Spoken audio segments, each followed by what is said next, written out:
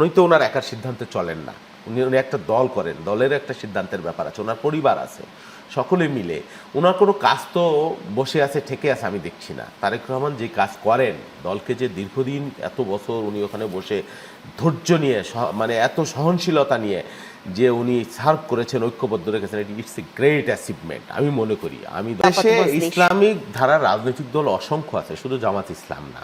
না, তারা তো দলে টানবার চেষ্টা করছে, জামাত ইসলাম বাংলাদেশ করছে, সবাই তাদের দলে সাড়া দিচ্ছে এরকম না। আমরা দেখছি যে চরমোনাই যেটা ইসলামী আন্দোলন, তাদের সাথে তাদের সখ্যতা দেখছি, কিন্তু এর বাইরে একটা বৃহৎ আলেম গোষ্ঠী, হেফাজতে ইসলাম, ইসলামী আন্দোলন, খেলাফত মজলিস, নেজামে ইসলাম, অসংখ্য রাজনৈতিক দল আছে, অনেকের সাথে আমাদের কথা হচ্ছে দেখছি। এবং তারা যে তাদের এই চরমোনাই এবং কি জামাত ইসলামের যে জোট, সেই জোটকে যে তারা পছন্দ করছে না, তাদের বক্তব্য বিবৃতির মধ্যে অনেক মজলুম আলেম আছে, এর মধ্যে অনেক মজলুম আলেম, বাবুনগরী সহ, হ্যাঁ, অসংখ্য। সেদিন দেখলাম তারা সমাবেশ করেছে ইঞ্জিনিয়ারিং ইনস্টিটিউটে, অনেক বাংলাদেশের 500-700 হাক্কানি আলেম।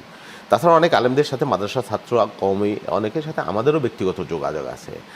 মানে ইসলামী দল মানে শুধু জামাতে ইসলাম বা সেটা মিন করে না বাংলাদেশে, এর বাইরে ইসলামের অনেক ব্যাপক, বরং জামাতে ইসলাম বিভিন্ন সময়ে ধর্মকে ব্যবহার করে রাজনীতি করবার চেষ্টা করেছে। কালকে দেখলাম জামাতে ইসলামের এক প্রার্থী, আমি জানতে চাচ্ছিলাম তাদের সাথে আপনাদের কোনো ধরনের আলাপচারিতা হয়েছে কিনা এই?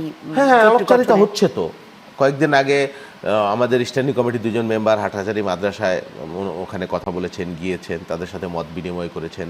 এবং আমাদের সাথে তো তারা দীর্ঘদিনের আমাদের সঙ্গে, যেমন ওই আজিজুল হক, ওই ইরা সাহেব ছিলেন লালবাগ মাদ্রাসার, যিনি আল্লামা আজিজুল হক শাইখুল হাদিস, ওনার যে দল মামুনুল হক সাহেবরা, তাদের সাথেও, অন্যদের সাথে, আমাদের সাথে খেলাফত মজলিস, হেফাজতে ইসলাম, অন্যদের সাথে আমাদের যোগাযোগ আছে, কথা হচ্ছে। তাদেরকেও কি আপনারা কোনো ধরনের আসন দিবেন, এরকমটা কথা হচ্ছে? হ্যাঁ, নিশ্চয়ই। তারা তো আর গণতন্ত্র বিরোধী কোনো দল না, তারাও ফ্যাসিস্ট বিরোধী শক্তি, নির্যাতিত মজলুম আলেম আছে অনেক। তারা যোগাযোগ যদি, তারা যদি আগ্রহ প্রকাশ করে, আমি মনে করি যে আমাদের দলের পক্ষ থেকে পজিটিভলি তাদেরকে অন করা হবে।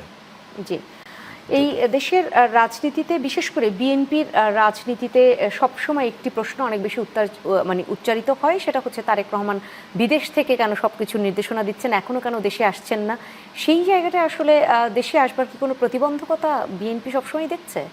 এটা মিলিয়ন ডলারের কোশ্চেন, অনেকবার এটা নিয়ে কথা হয়েছে।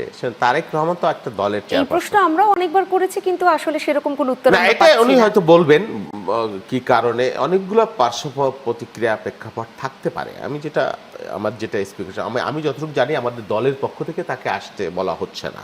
উনি তো ওনার একার সিদ্ধান্তে চলেন না, উনি একটা দল করেন, দলের একটা সিদ্ধান্তের ব্যাপার আছে, ওনার পরিবার আছে, সকলে মিলে ওনার কোনো কাজ তো বসে আছে ঠেকে আছে আমি দেখছি না। তারেক রহমান যে কাজ করেন, দলকে যে দীর্ঘদিন এত বছর উনি ওখানে বসে ধৈর্য নিয়ে, মানে এত সহনশীলতা নিয়ে যে উনি সার্ভ করেছেন, ঐক্যবদ্ধ রেখেছেন, ইটস এ গ্রেট অ্যাচিভমেন্ট আমি মনে করি। আমি দলের একজন কর্মী হিসেবে আমি খুব, মানে হ্যাঁ, ওনারটা আসতেও হবে, এটাও সত্য।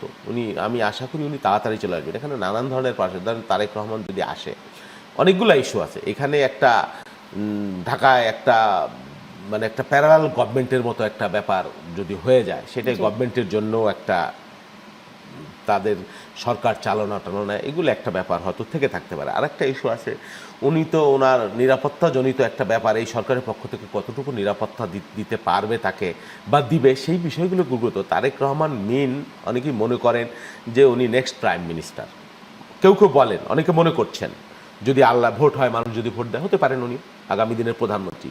তো উনি আগামী দিনে